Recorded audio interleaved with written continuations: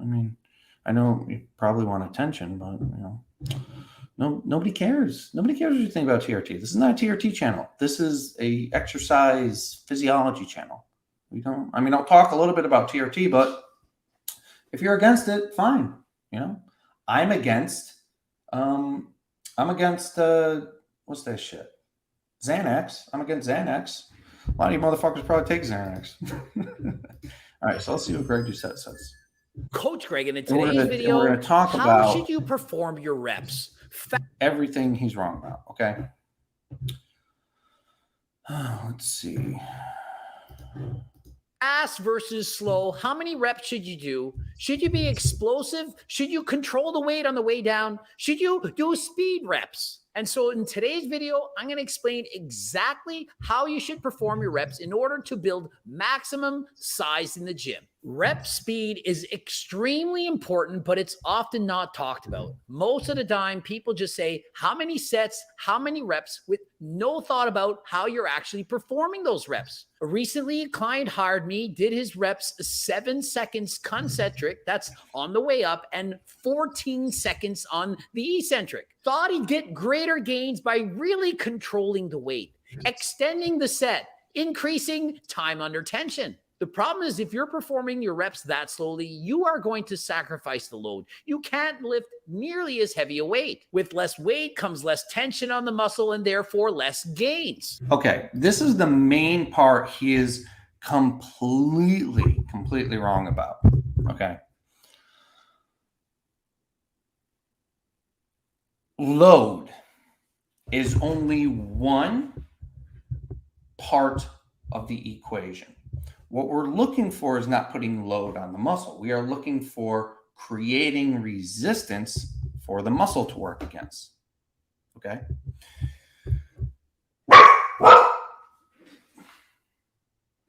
Resistance is a combination of load, rep tempo, moment arm, friction.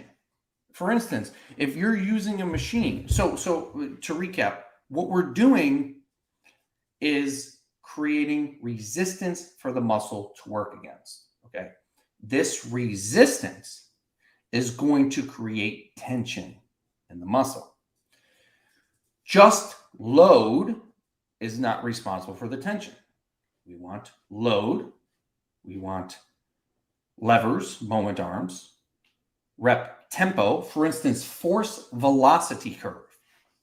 The higher the velocity, the more momentum, the less force produced in the muscle, okay? Because there's less actin and myosin cross-bridging in the process, okay? So yeah, in order to create resistance, we have load, tempo, moment arm, even friction in the machine. For instance, if you're using a machine that has a high amount of friction between the guide rails, when you're pushing, say you're lifting the weight, if there's a lot of friction in the guide rods, the friction is going to cause more resistance on the lifting phase. And then on the lowering phase, the friction is going to slow the weight stack on the way down, creating less resistance. So friction in the machine can affect resistance. So Greg says moving more slowly is going to force you to use less load and thereby produce more tension.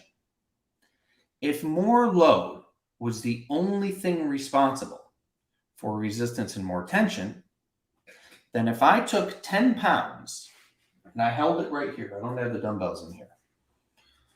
If load was the only factor responsible for the amount of tension on the muscle, then if I held 10 pounds right here versus holding it out here, the same amount of tension would be created in the shoulders. But immediately we know that is not true. There is more tension created on the shoulders holding a weight out here versus in here because of the length of the moment arm. So it is evident that load is not the only thing responsible for how much tension is created on the muscle. Also, keep in mind, Hold on one second.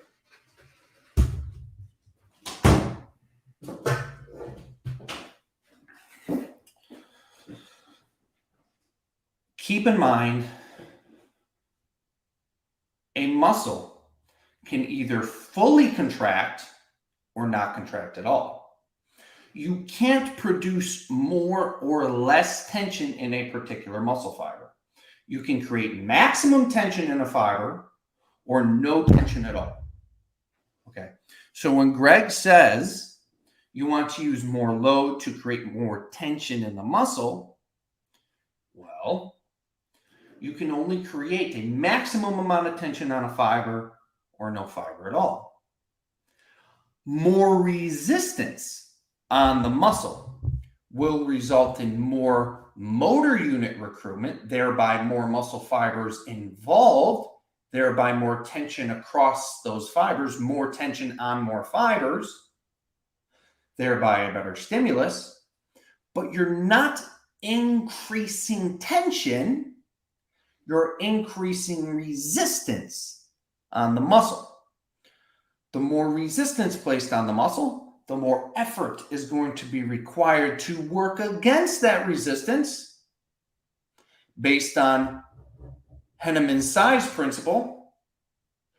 The more effort required to work against that resistance, the more motor units are going to be recruited, the more fibers are going to be engaged, the more tension there's going to be on more fibers, the more fibers are involved in tension, the greater the stimulus.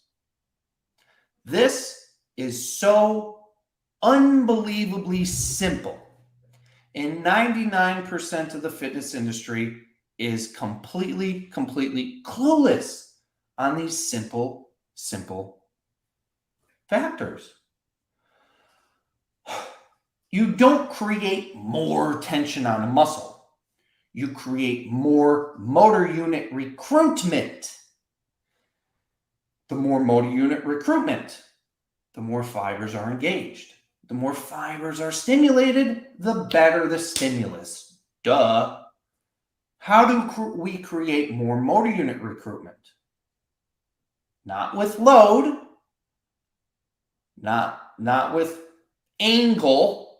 We're going to work the chest and all these angles, blah, blah, blah, blah, blah. No, fucking retarded. You increase motor unit involvement and recruitment based on effort. This is a commonly, widely accepted neurological theory called Henneman's size principle of motor unit recruitment. We've known this since 1957 with Dr. Elwood Henneman. All right. So Greg is saying, if you go slow, you're sacrificing load. Less load is going to result in less tension. Less tension is going to result in less gains. Fucking wrong. When you are lifting quickly instead of slowly, you are reducing the amount of load and tension on the muscle, because by lifting quickly, you're getting a lot of tension in the beginning to overcome inertia. So if I come down and I go, oh, and I lift quick, I'm getting tension in the beginning to overcome inertia. But then momentum is carrying the weight and reducing the amount of tension on the muscle. All right? So slowing the weight down, let's look at the force velocity curve. Okay. Greg, you should watch this and, learn something.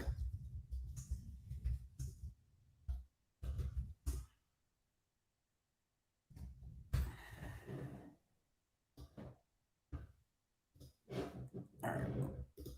The force velocity curve. Okay. As you can see here, this line represents velocity, increasing velocity. What is velocity? Speed. This line represents the amount of force produced in the muscle. All right. The more we go up this line, the more force produced. The more we go down this line, the less. As you can see, as velocity increases, 25, 50, 75, etc., the amount of force the muscle is producing goes down. Why?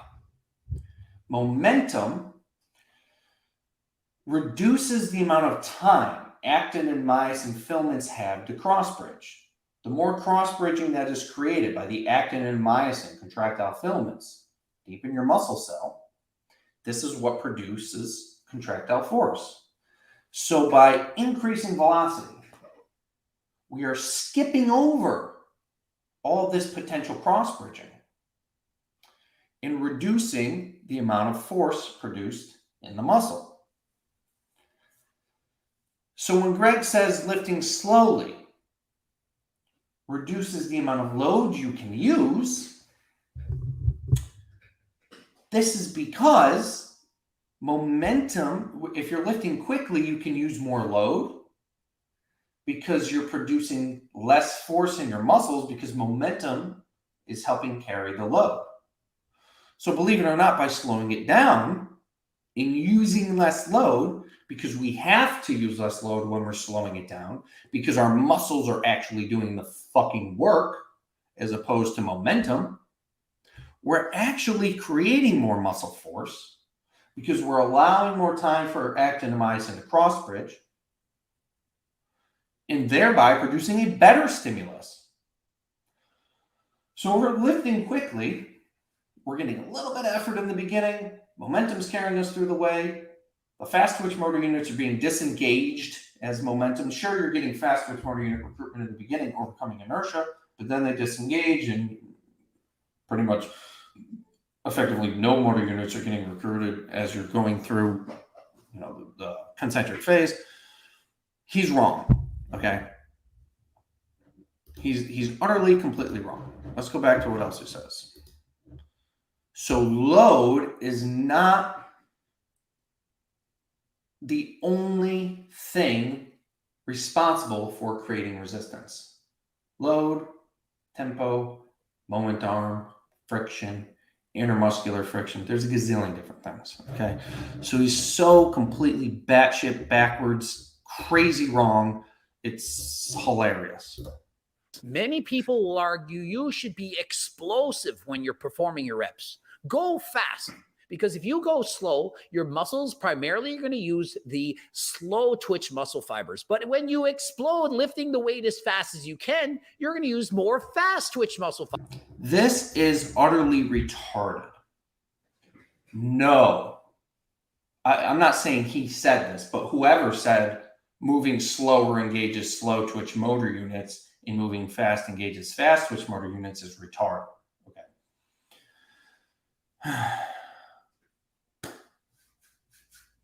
If you're moving fast, if you're moving explosively, you will be engaging fast twitch motor units to overcome inertia. Okay, so that's partially correct. But moving slowly does not mean you're engaging slow twitch motor units. Motor units are recruited based on effort or demand. For instance, if you go to do whatever, a 1 rep max, you will be moving really fucking slowly. And you will be engaging your fast twitch motor units. Why? Because of effort, because of the demand required to lift that heavy ass weight. Rep tempo and motor unit recruitment have almost no relationship with each other. Okay. Effort is responsible for motor unit recruitment. And if you're lifting something very heavy based on the force velocity curve, you are going to be you're going to be forced to move slowly, and you're going to be forced to recruit high fast twitch motor units in order to get the contractile force to move that load. So let's see. So Drew's in here. Follow Drew Bay High Intensity Training. He's also got something called the hit list, where he goes over all this stuff in far more detail. I go over this stuff in as much layman terms as possible. Drew goes in much more detail if you're interested.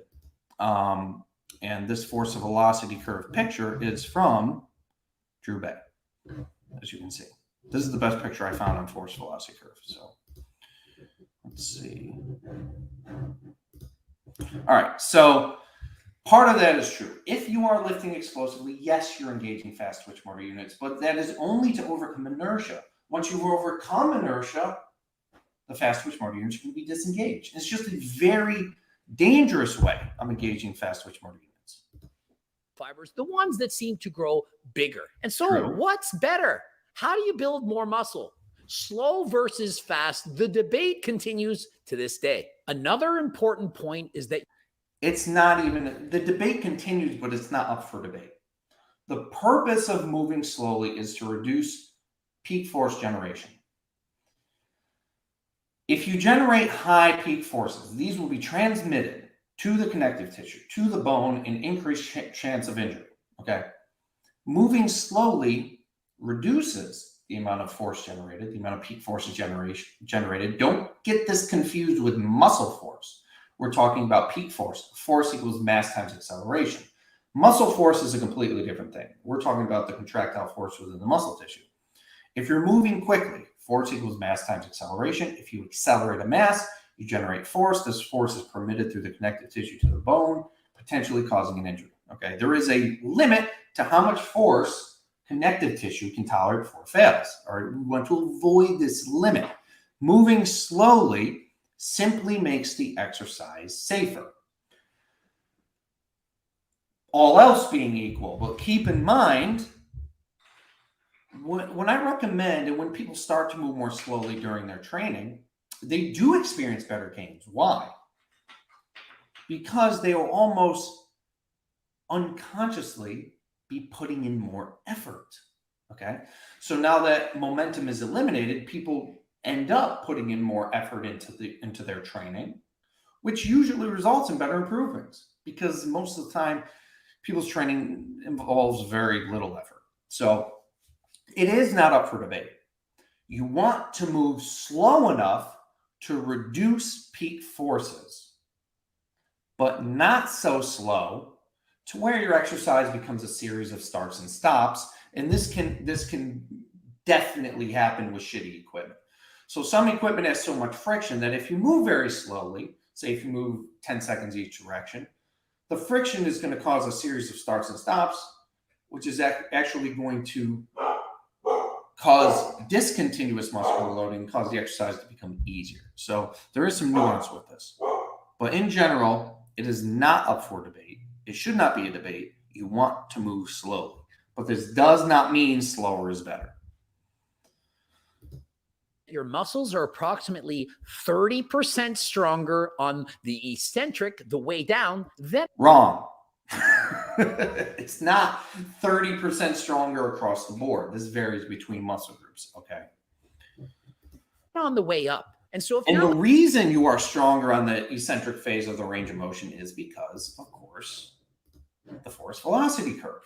Okay. When you're moving more slowly, you are allowing for more actin to myosin cross bridging, which is going to produce more contractile force within the muscle, which is going to result in more strength. All right. When we talk about strength, what do we mean?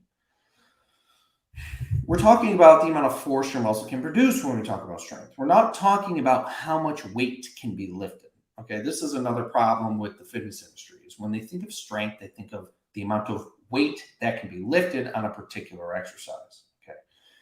This is not strength because the amount of weight that can be lifted on a particular exercise involves many factors. Of course, it involves tempo, rep speed. It involves leverage. It involves skill. It involves, in some exercises, if it were to be done on a machine, friction. You know, there's a lot of other things involved. Strength is not how much weight can be moved in a particular exercise. Strength is the amount of force a muscle can produce. So when Greg says we are stronger, 30% stronger on the way down, no, not across the board. In some muscle, this percentage will vary, but then there's a gazillion other factors that come into play with this too. Lifting the weights as fast as you can, there's not nearly the same tension or load on the muscle during the eccentric or elongation phase of the movement. And so in essence, if you're going extremely fast during every single rep, you're getting a lot of work on the way up, but you're neglecting to really tax the muscle on the way down. And during the eccentric phase, that is when the most amount of micro tears are being formed, which cause your muscle to get bigger. And if you factor in that the vast majority of people who are lifting in the gym are doing somewhere between 5 and 15 repetitions. Okay, so he said the micro tears on the way down, while this is partially true, you are getting more micro trauma on the way down.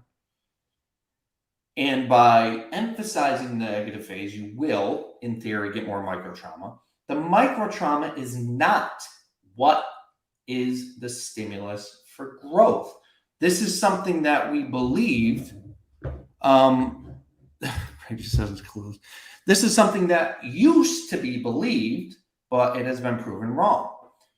Micro trauma or muscle damage has very little to do with the growth stimulus, almost nothing. Now, the belief used to be also that the damage or the microtrauma is what was responsible for the soreness. But as Drew Bay talked about in his hit list, where I learned this concept, Drew Bay posted a study which found that the soreness is not a result of the damage in the muscle or the microtrauma. It is actually a result of the compression of the pain receptors in the muscle cell during the lengthening phase. So it's got nothing to do with the damage. The delayed onset muscle soreness is just a byproduct of compressing pain receptors. It is not, and in the inflammation associated with that. It is not, the delayed onset muscle soreness is not a byproduct of damage or microtrauma. Okay, that's an old news. We won't go over all this because half of the video he just repeats himself 1,000 times. They go as fast as possible. Their time under tension is going to be significantly diminished, not nearly long enough to maximize muscle growth. The next time you go to the gym, I want you to bring a stopwatch and start timing your sets. Do it at least once so that you get an idea of how long you're actually lifting the weight during each set. In timing your sets, you'll immediately find out, are your reps too fast and or too slow? All right, guys, try to keep up with this. He goes into some ridiculous bullshit, okay, about optimal time under load, finding your target rep range. Everything he says here is wrong on a million different levels, but we're going to play through it and then we'll talk about it. Oh, and having done this myself, having coached many athletes and watched people at the gym, I'm going to tell you right now, the vast majority of people are lifting far too quickly. He's correct. Your sets, they're not taking nearly long enough. A time under tension TUT of about 40 seconds or more is ideal for building muscle. Wrong. A huge variety of time under loads is effective for building muscle. 40 seconds is not ideal for any particular reason, and it's not optimal. It's fine.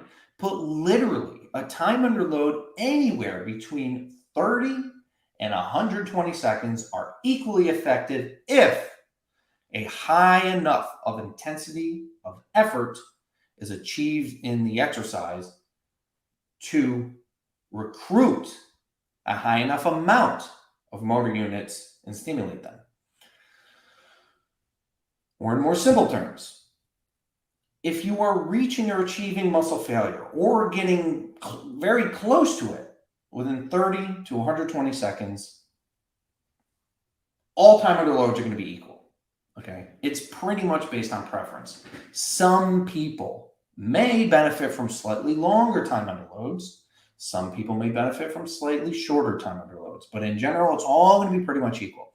So when he says 40 seconds is ideal, it's not. I don't know where he got that from. He said that, and then he didn't provide any reasoning behind it.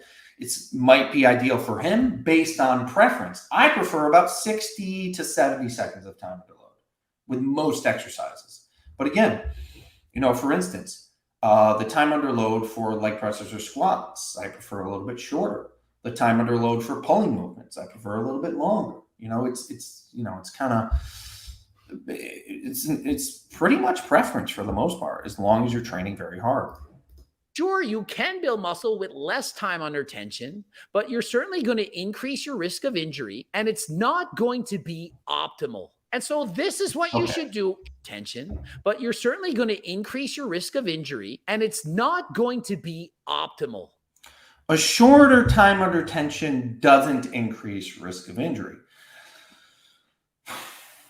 That's okay. If some people are using a weight that is so heavy that their form breaks down, then that will increase risk of injury.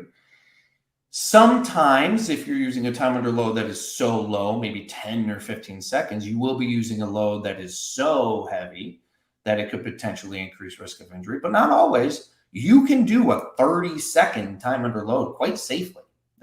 A shorter time under load does not mean higher increase of injury or increased risk of And injury. so this is what you should do in the real world, factoring in all the studies, having trained myself for decades. All the studies.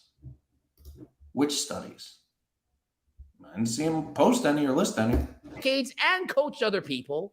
And so this is what, in my opinion, is optimal for muscle growth. And so what we're trying to do is get the best of both worlds. We're trying to optimize TUT, optimize being explosive, while also optimizing the mind-muscle connection, working the eccentric and concentric equally, and reducing our risk of injury. And listen, if you're a powerlifter or strongman competitor, this information, it does not apply to you. For optimal gains in those events, to get as strong as humanly possible, you want to maximize your explosiveness. You should be lifting the weights faster than last time. And so if you watch video of me doing sumo Guinness World Records, you're not going to see me slowly lowering the bar or lifting the weight with time under tension in mind. I'm trying to lift as many reps as humanly possible in the... Well, the reason is because a power lifter wants to reduce the amount of work and effort his muscles have to do,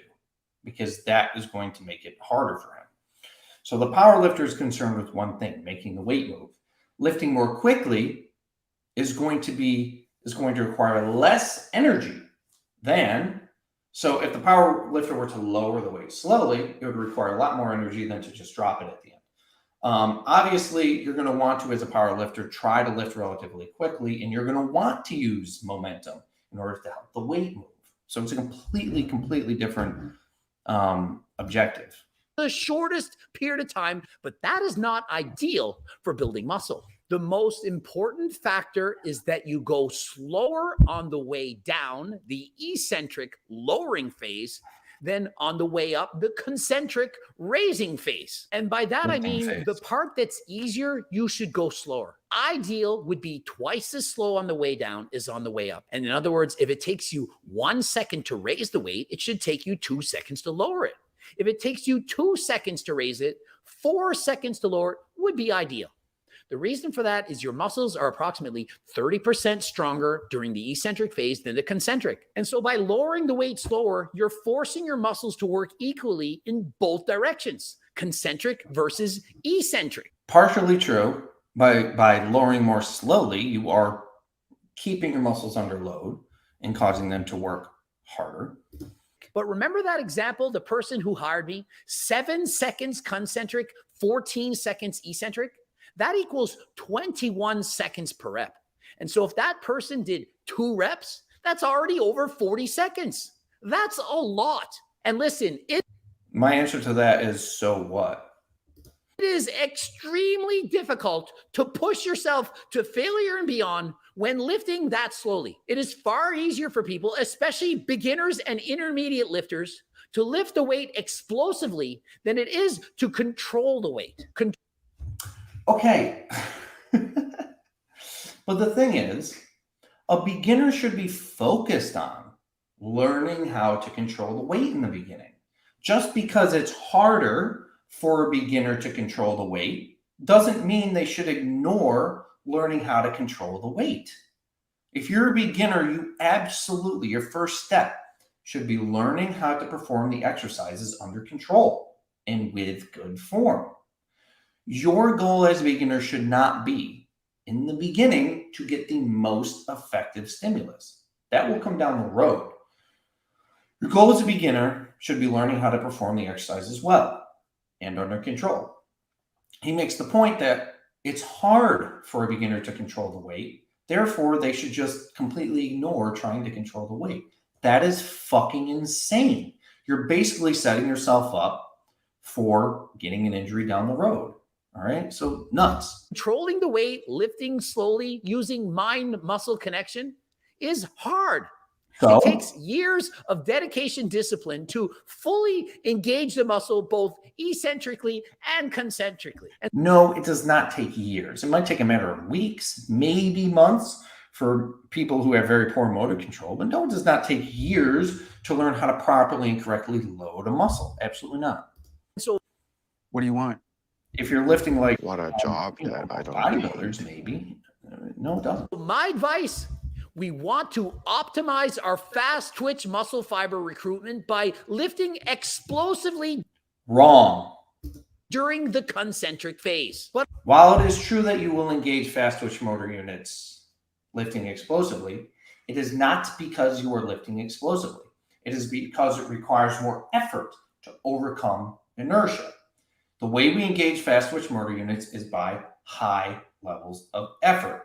You can achieve the same, if in many cases more, better fast twitch motor unit recruitment by simply taking a set to failure slowly.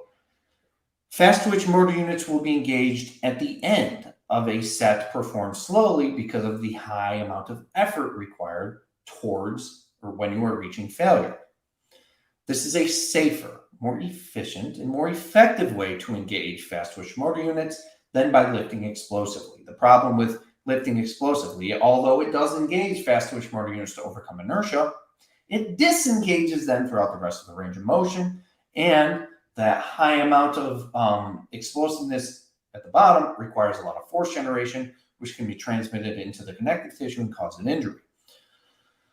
So, lifting explosively recruits fast twitch motor units unsafely, very dangerously, less efficiently, and less effectively.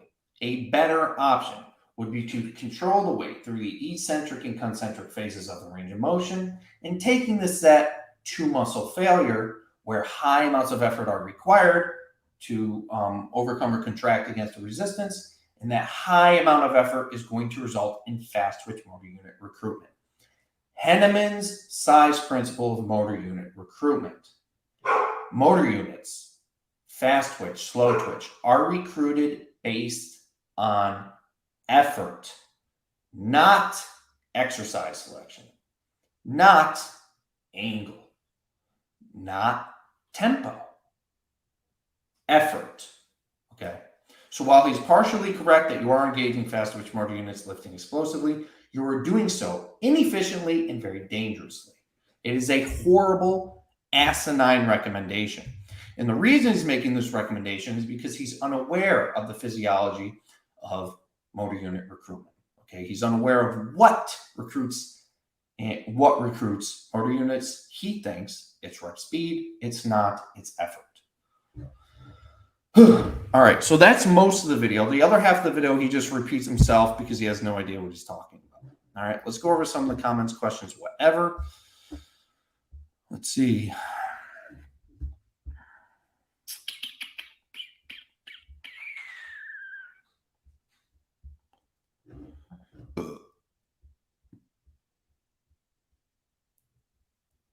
Okay.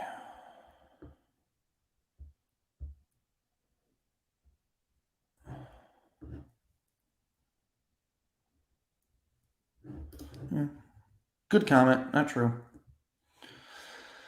Yeah, I mean, that's the thing. It's like, I don't know. It might be an entertainment channel, but, once he tried to claim that I didn't know what I was talking about, well, now I have to prove that he doesn't. Okay. Yeah. I mean, the thing about YouTube is it's for clicks. Okay. I'm not going to be in this game forever.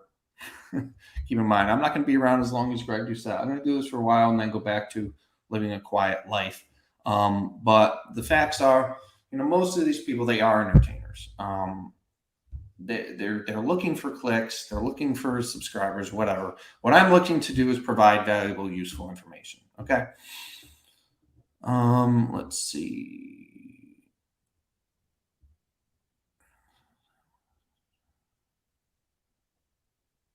Okay, this is a good point. One can overtrain with a single set. Yep. And thus one can sufficiently train with a single set. Yep. Secondly, muscle doesn't know about speed. Correct. An isometric hold still requires contraction just as much as fast rep. Yes. Believe it or not, you absolutely can recruit fast twitch motor units without fucking moving. Why? Because you can do an isometric contraction. Go push against the wall as hard as you can. You will be engaging fast twitch motor units and you will not be moving. Remember, muscles do not produce movement. Muscles produce force. This force can permit movement if it pulls on a bone. The muscle produces force. The muscle is connected to a tendon. The tendon is connected to the bone. When the muscle produces force in the concentric phase, shortening, it will pull a bone and permit movement. But muscles do not produce movement. You do not need to move to stimulate a muscle to grow stronger. Fact. And if anyone disagrees with that, they are utterly retarded.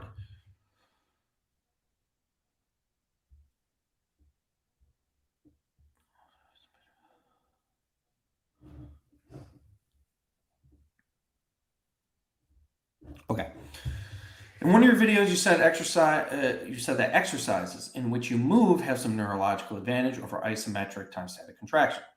Well, Arthur Jones found in the past, and I found this too through training people, that some people will only be able to demonstrate their improved strength in the ranges of motion they train in. These are called specific responders. Most people are general responders and have a general adaptation. You could train them in a very short range of motion. They will be able to demonstrate that strength throughout any range of motion.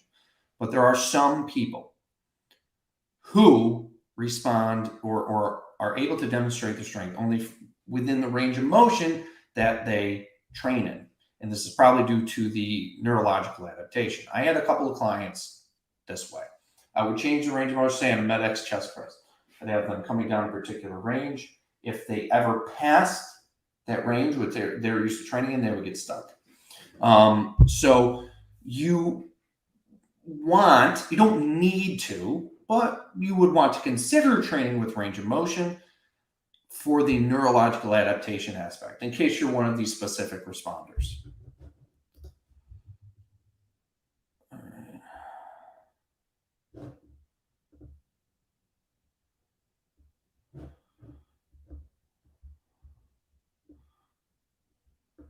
All right, let's see. Danilo says there's a difference between going slow intentionally on a very light weight and going slow because the set is difficult, so you can't go fast anyway. First is clearly inferior. All right, Drew's response, wrong. If you can't move fast at the start of an exercise, you're using too much weight. True. All right, let's see. Why reduce the rep speed voluntarily? Involuntarily slow contraction plus velocity plus max effort on concentric to recruit other motor units equals mechanical tension. What? Involuntarily slow contraction velocity plus max effort on concentric to recruit other motor units. That doesn't really make any sense.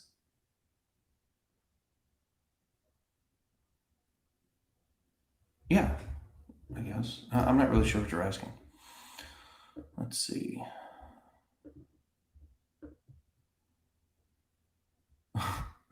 Ellie is a hot piece of A. Is that? Yeah, I agree. That she is. Yeah. All right. Let's see.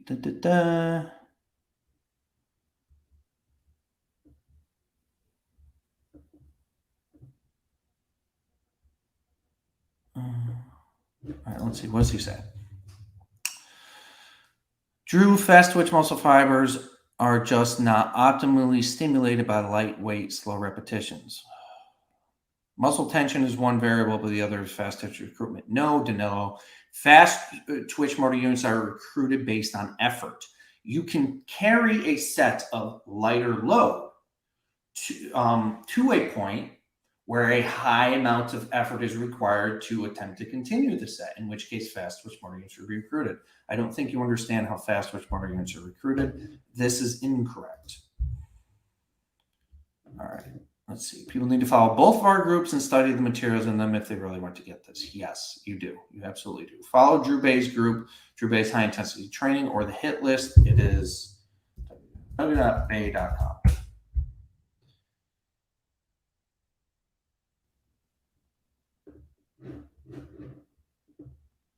Okay, let's see. Obviously, I don't talk about powerlifting reps and weights, but if you can do 30 plus reps with the weight, if you did reps normally and you slowed intentionally, what's the point?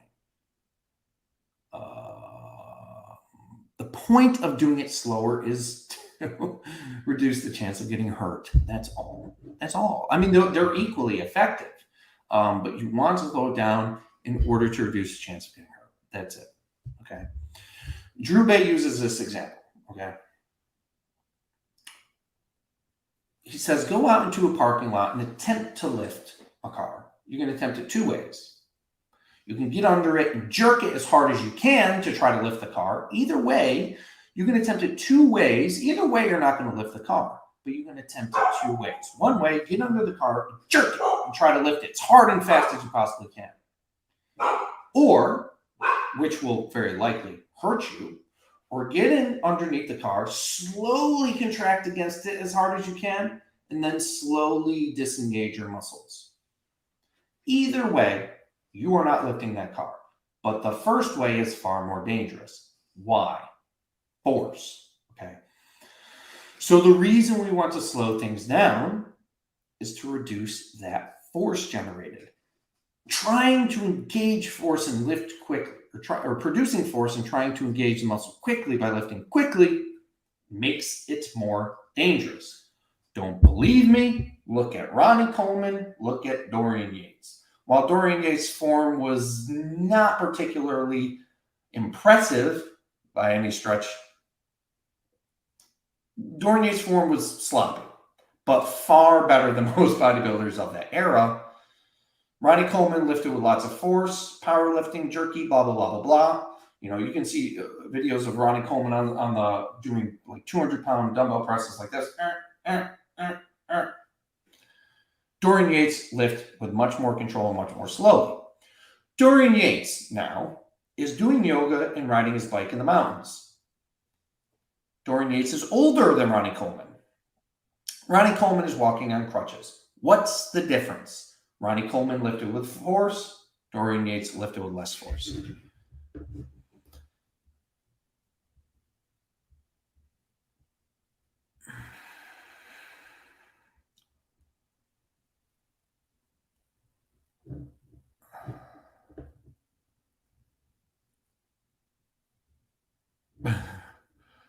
Let's see. All right, let's see. Love training this way. I'm not sore after training, but I have about 4 to 6 hour period after training where it feels like my nervous system is rebooting. Yeah, you're recovering. So again, the reason you get sore is because of a lot of the soreness too is because of inflammation. If you're doing a higher volume workout, you're doing multiple sets, multiple exercises, you're going to be producing more damage. You are going to produce more inflammation. You are going to produce more soreness. But that soreness is not an indication of a more effective stimulus. Soreness is what is causing the soreness, researchers have found, is compression of the pain receptors. So if you're lifting and lowering many more times, doing more volume, doing more workouts, doing more sets, doing more reps, you're compressing these pain receptors more frequently. Which is going to result in more inflammation of the pain receptors, and is going to result in more soreness. But soreness and training don't really have anything to do with one another.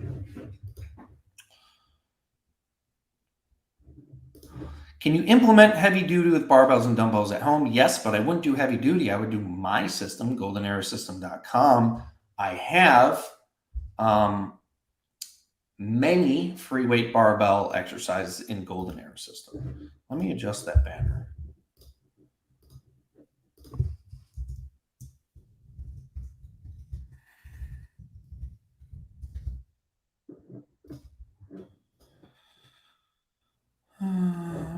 Well, this is partially true. Don't worry about time under tension at all. Just train to failure with 530 rep range. Yeah, pretty much. I mean, that's the thing.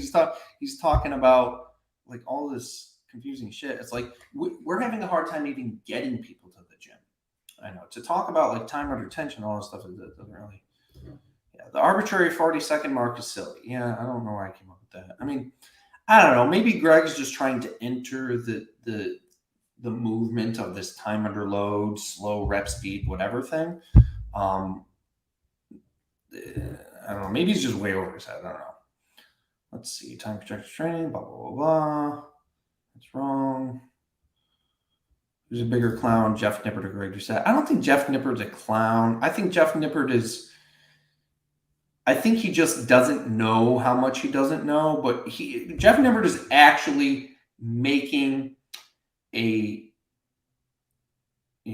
good effort to try to provide good training information. Greg Doucette is just trying to create drama for clicks. Jeff Nippert he's noble in his attempt to provide good training information.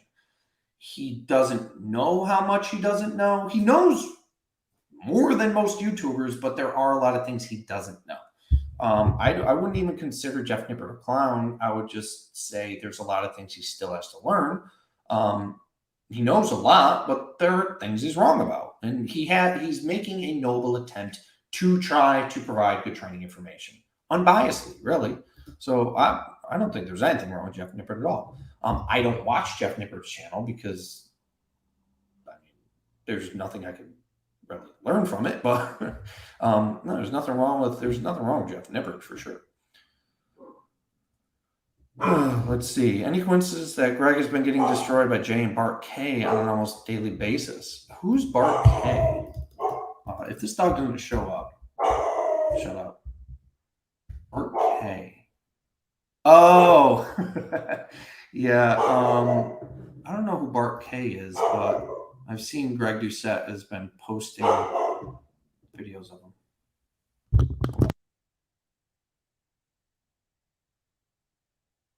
Dude, these fucking dogs. All right.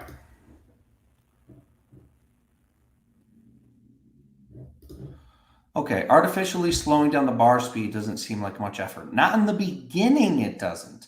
But you have to carry the set to a point where high effort is required.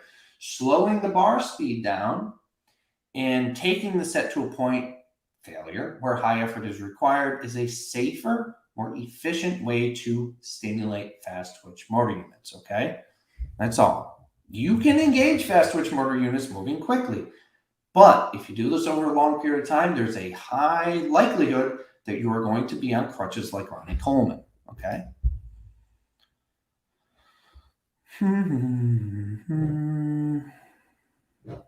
All right. When hitting failure, do you just hold the contraction until you can't hold it any longer?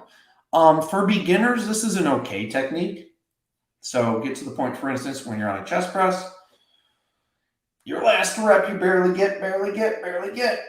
Boom, change direction, come down.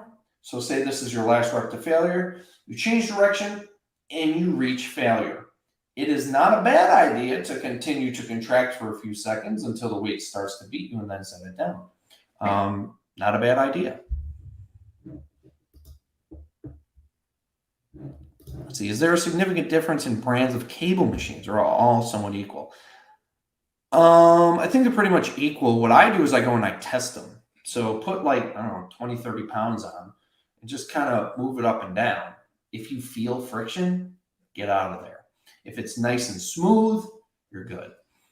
Some of them, I've noticed, some really horrible looking machines have no friction. They could be old and beat up and tattered. And then some brand new machines have a ton of friction. Just test the friction.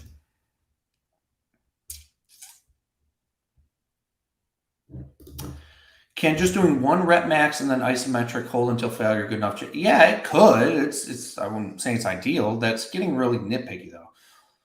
A student in my VIP course, by the way, if you want to join my VIP course where I teach you all this stuff in depth and I personally guide you through all your training and nutrition and give you good results, there's a link in the description for that. So I had a student in my VIP course put on about 12 pounds of muscle within 3 months doing only time static contraction. He did not lift a single weight. He didn't even do body weight exercises, only time static contraction. He put on about 12 pounds of muscle. He went from 132 pounds to about 145. Very thin guy. Couldn't put on muscle at all. Did only time static contraction and put on that much muscle. So absolutely. And he was a hard gainer. He trained fucking hard though.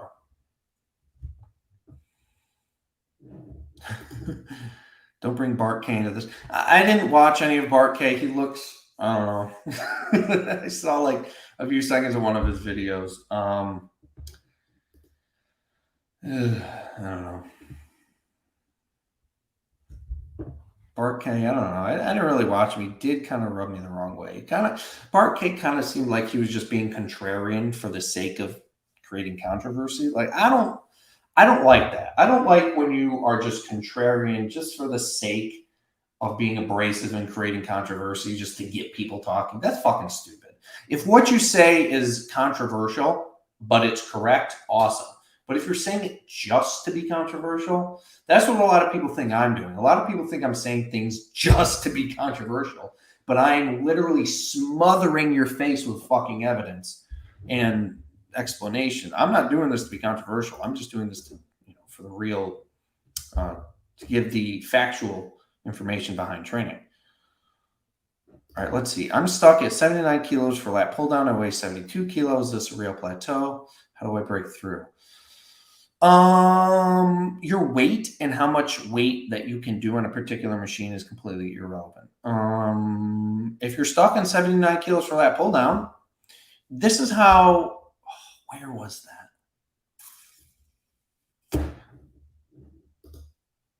Hold on one second. There was, damn, I was showing this in my VIP group.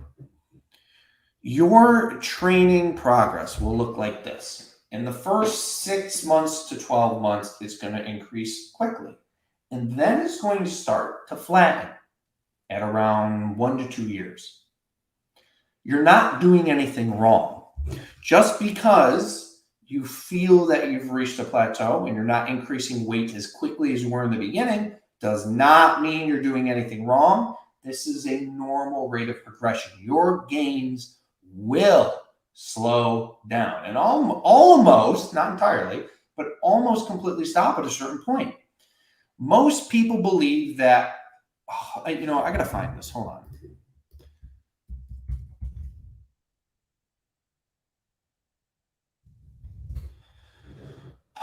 Ryan Hall is a personal trainer in Louisiana, and he's fucking brilliant. And he created this graph right here. The red line represents, we'll read here. Generally, most clients starting twice a week, dark green line right here, gain strength faster than once per week, but hit a plateau much sooner. Where is it? So the red line here represents what most people believe progress should be like in the gym. Most people believe progress should be linear. It should be the same rate of progress over and over and over into infinity. Okay. But in reality, the dark green line and the blue line represents a proper or realistic progression in terms of improvements in strength and size. Notice 1 year, 2 year. Within the first 2 years, you're going to see good improvement, and then it's going to start to taper off. This dotted line at the top represents your genetic limit. Your genetic limit is responsible for making it taper off. You will also notice it is most rapid in the first 6 months and then starts to slow down. Normal.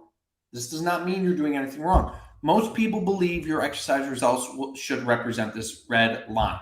Perfectly linear, improve until the day you die. That's false. It more closely resembles this blue line, okay? Gradual, it will start to taper off over time. So while you think you may have hit a plateau, while you think your progression is not acceptable, it is completely normal. Does that make sense? ExerciseScienceLLC.com, I believe, is the website. He's got some good articles on there. Let's see. Sauna is great for recovery. This is incorrect. The sauna will have absolutely no effect on your ability to recover from exercise. I disagree. How is the sauna different from going to sauna when it's hot? No.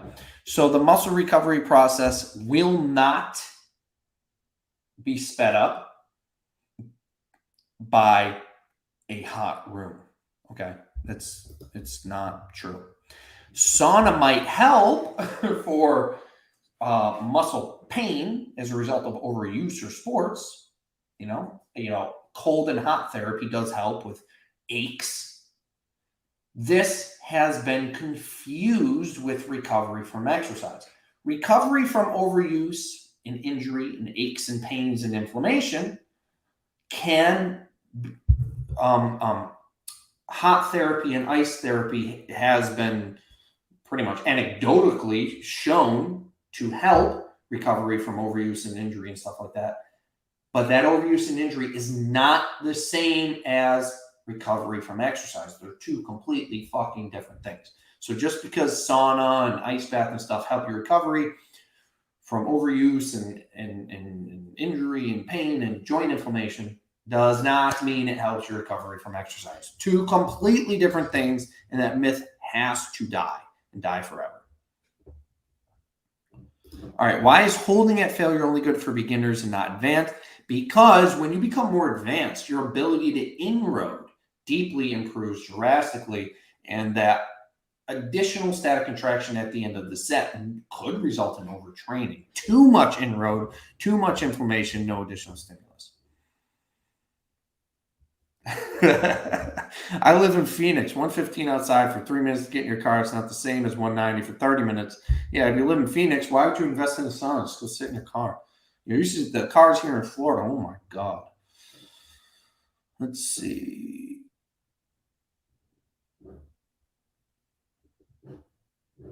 All right, Bart is smart. I'm gonna have to look at this Bart guy.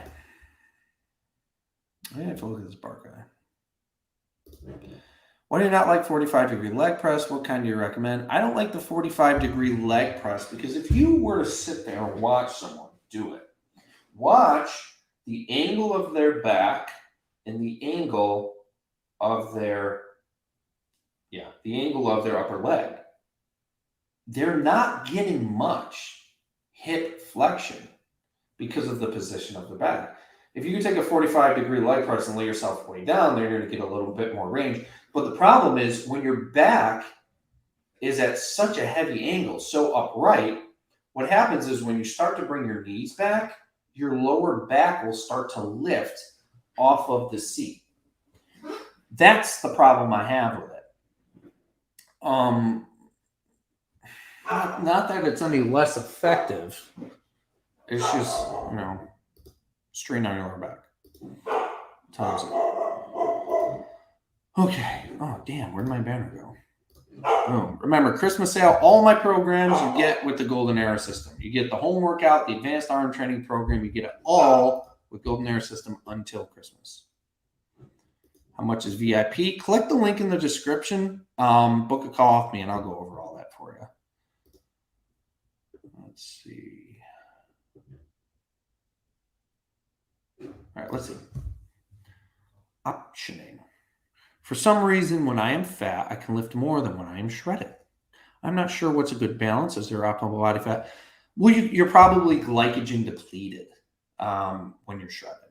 So the amount of glycogen stored in your muscle will affect performance. So if you're low on glycogen, you're low on substrate that the muscle uses to produce muscle force, and you're going to lack in performance. So yeah, that's probably why.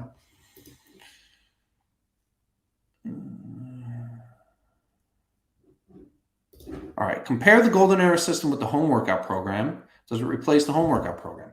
The Golden Era system covers pretty much every piece of equipment you could think of. Cables, body weight, barbells, dumbbells, traditional exercise machines like Life Fitness machines, hammer strength machines. I just included exercise demonstrations for pretty much everything you can find in your typical average sport of fitness or gym. Okay, I literally filmed it all in a sport of fitness where you're going to have the most common equipment.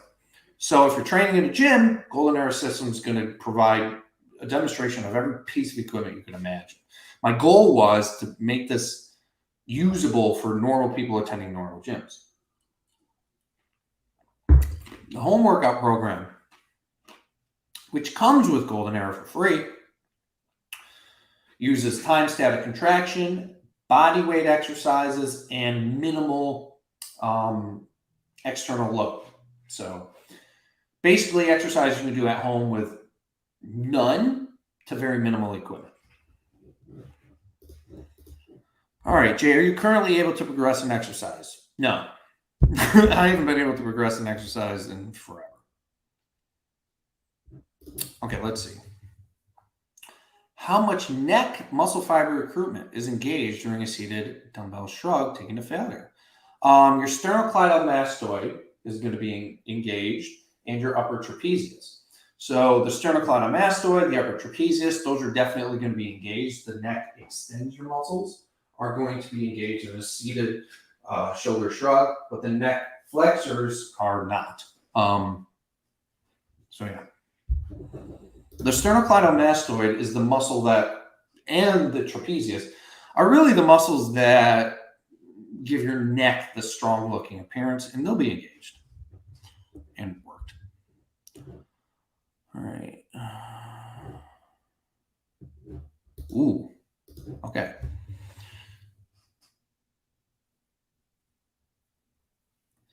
All right. Clarify. In an earlier video, you spoke about cardio being useless. It is if you perform resistance exercise or strength training properly. If you perform strength training like this, like Golden Era System, additional cardio will not provide any additional improvement on your cardiovascular fitness or fat loss. But doesn't it have a place when it comes to fat loss, calories in, calories out principle? The amount of calories mobilized during physical activity has been ridiculously exaggerated over the past 50 years. Ridiculously exaggerated. If you want to learn more, read the book Burn, Dr. Erman Ponzer. Dr. Erman Ponzer went and studied the Hadza tribe, went and studied their calorie expenditure of the Hadza tribe, which is an indigenous African tribe that does not use any modern technology at all. They hunt and gather like our ancestors. What he found was the Hadza tribe burned the same amount of calories per day hunting and gathering as sedentary individuals. Why? Because the amount of calories we expend during activity is ridiculously exaggerated. Cardio is very inefficient when it comes to producing a negative energy balance for fat mobilization.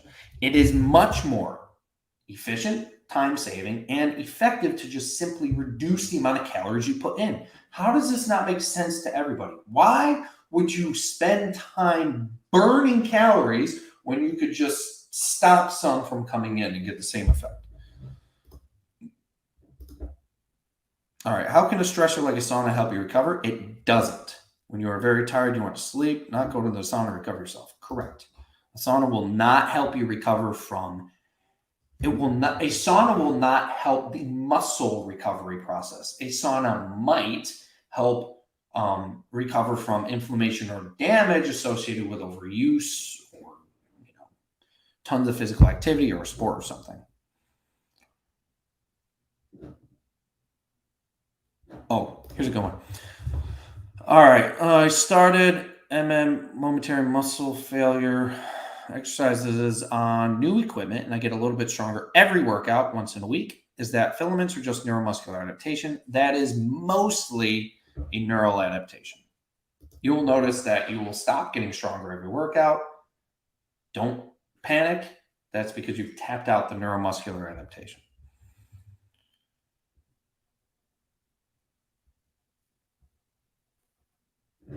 Yes, read Burn by Ponzer. Yes. Have you thought about asking Greg Doucette to debate on live stream? No. I don't think he would. If I don't care. I don't want to debate anybody. Maybe it's entertaining for you guys, debates, but the last guy who wanted to debate me. Oh man. All right. So the last guy who wanted to debate me. It was fucking really funny. I was telling Drew about this a couple weeks ago, Drew Beck. So I told him there was this guy who studied exercise at Harvard. Keep in mind, Harvard does not have an exercise curriculum. Harvard does not have an exercise curriculum. But this one idiot individual contacted a friend of mine who I was training and giving exercise advice to and said, everything Jay says is wrong. I trained at Harvard and this is wrong, that is wrong, this is wrong, that is wrong. And then I said to him, this dude has no fucking clue what he's talking about. So the points that this individual who trained at Harvard made and said I was wrong about, I went on a live stream with Drew and we dismantled in detail every stupid fucking thing this guy said. So he wanted to debate me. Looking into it, he had 1,200 YouTube subscribers and I had 30 or 25,000 or whatever. And I think he wanted to debate so he could get more subscribers and more views. So I said, no, piss off. I'm not going to debate you and ruin you live just so you can get more views. So what I decided to do is write down the points. Me and Drew talked about the points and we dismantled them in 2 live streams. And I have not heard from the individual since. You want to know why? Because he probably walked away like a sad puppy after everything he said was deeply, deeply dismantled in detail, and there's no coming back from that. He couldn't possibly come back from me and Drew breaking down every one of his erroneous exercise points and dismantling them. So the last person who wanted to debate me, I haven't heard from the fucker in 8 months because we destroyed him. Okay. So I really don't have interest in this, in debating anyone. If you guys want to watch it, I mean, if you think that would be fun, maybe. But who am I going to debate? Greg Doucette? Greg Doucette doesn't care about exercise. Greg Doucette cares about views and clicks so he can pay for his fucking Lamborghini and his Mercedes and all of his other stupid shit. The dude's got $1 million worth of cars. Greg just wants clicks. That's what he wants to do. I don't want clicks. Fuck clicks. I just want to teach the right stuff. So I don't really want to debate anybody. Maybe someday. I don't know who I would debate. But the thing is, even if I debated Greg Doucette, I mean, he's going to say something like produce more tension. And I'm going to be like, what do you mean by tension? And he's going to be like, well, tension. Like, it's like, what am I going to debate him on? He doesn't know what a costomer is. Like, what am I going to debate him on? He doesn't know what a mechanosensor is. He doesn't know what actin and myosin and titin and cross bridging and myosin. He doesn't know what any of that shit is. What am I going to debate? I might as well debate. I don't know. I might as well debate fucking Motor Trend. Stupid. All right. Ooh, how about a reverse debate in which you each switch sides? That is an interesting. That's a good fucking idea. That is brilliant. A reverse debate where I try to make a case for higher volume and bodybuilding techniques, and the other individual tries to make a case for high intensity training techniques. That's a good idea. All right. Is there a coupon code required for Christmas sale? No. So here's the thing. When you just go get Golden Era System, skip the arm workout, and then I personally go in and send them to you for free. Okay. Let's see. Poor Mr. Doucette's ignorance of true exercise is significant. Yeah, it is. Perhaps he could begin by understanding Isaac Newton's laws of motion. I expect that debating him would be a waste. Yeah, yeah, like momentum. Yeah, that's true. Debate Rita Ora. Who's Rita Ora? I'm just gonna look her up and then guys, go to this website. But this is good. Let's see, Rita Ora.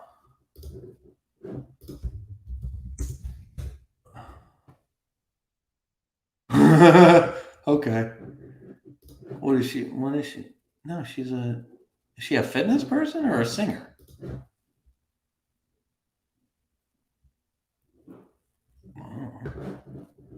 Oh, maybe that was a joke.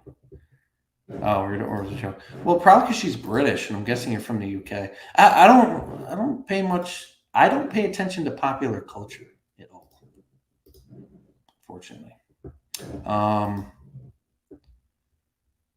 Yeah.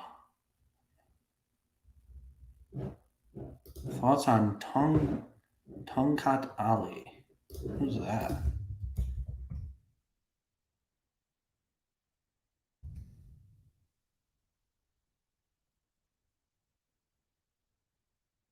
Oh, I thought it was a person.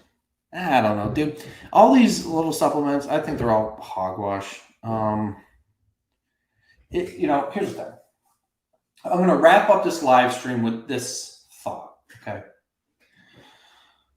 Many people, I understand why, but many people are trying to find life hacks.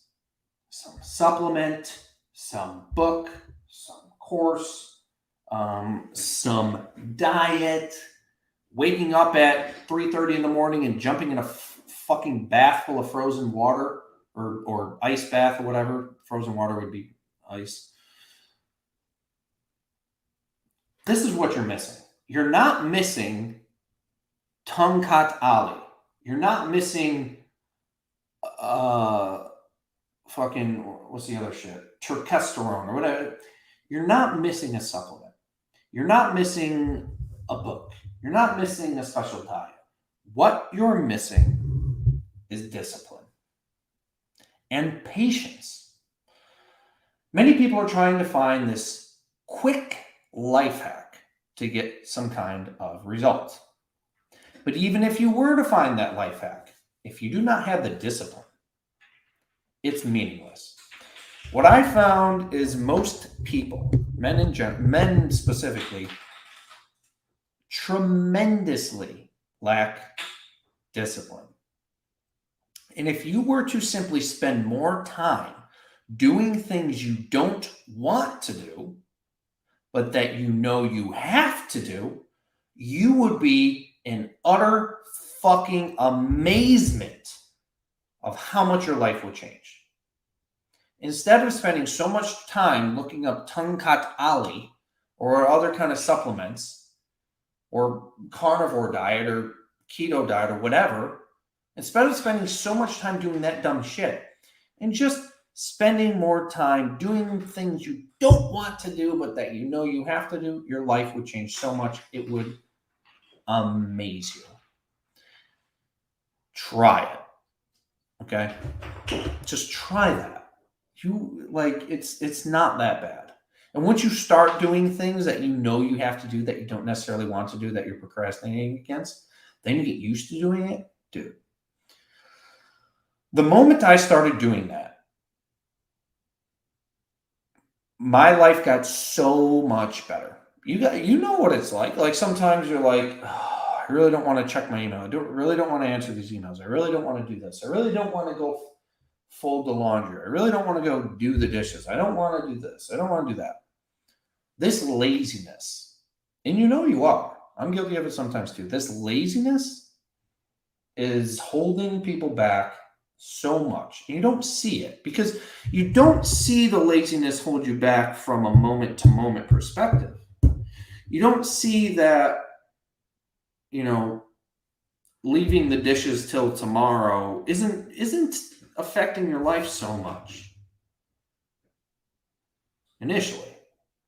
But then that kind of laziness and procrastination permeates to other aspects of life. And when it permeates as a whole to all aspects of life, that's when your life starts to suck. So start with the little things, all right? You have dishes in the sink, and you're like, oh, I really don't feel like doing these. I'll do them tomorrow. Instead of that, fucking do them. Just do them. And then every time you want to avoid doing something and you want to put it off, do it. And then that becomes habit. And then you stop putting things off. And that's when your life starts to change. That's when you start to create and establish discipline. And once you get in a habit of discipline, you are unstoppable, completely unstoppable. Because then you start to detach emotion from things you don't want to do. And you just do them. Huge. So don't worry about tongue got ollie or fucking turmeric or all this stupid shit. They're not going to give you the results you want. Your ability to maintain discipline and avoid being lazy and avoid procrastinating will change your life. Absolutely. All right. So that's it for me today. Use a MedX crunch machine and it hurts your lower back. I've had this happen with some clients too. Yeah, just avoid the MedX crunch machine. Strengthen your back first. It's hurting your back probably because if you're using a MedX crunch machine, you might want to put a cushion underneath your butt and scoot yourself up higher on the MedX crunch machine, or your lower back is very weak. Just try that. Ugh. Yeah. What happened to that dude?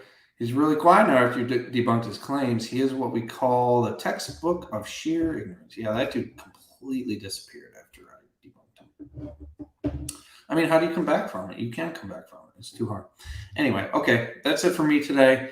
I'll probably end up taking this live stream down because I'm going to do a edited video on this. Okay, so I just wanted to address this in a live stream, but then I'm going to do a video and send it to my editors and have it nice and broken down and stuff. So I'm probably not going to leave this up because it will have people watching this instead of that one. All right, and this one's very long. Okay, so remember Christmas sale. You get all of my programs with Golden Era System until Christmas or the day after Christmas. And go to goldenerasystem.com, check it out. And be on the lookout for the Greg Doucette video later this week. I'm not sure when I'm going to post it, but it will be posted. Going through more clearly and just with less, bullshit. All right? All right, guys, like, subscribe, bell notification icon, share. Share this information with people you know. People who are in bad shape. Everybody needs exercise. Everybody needs exercise, including your 70-year-old grandmother. She needs it too. I used to do time static contraction with my grandfather who had Parkinson's. Everybody can use this and everybody should. Okay, I've got to go. And adios.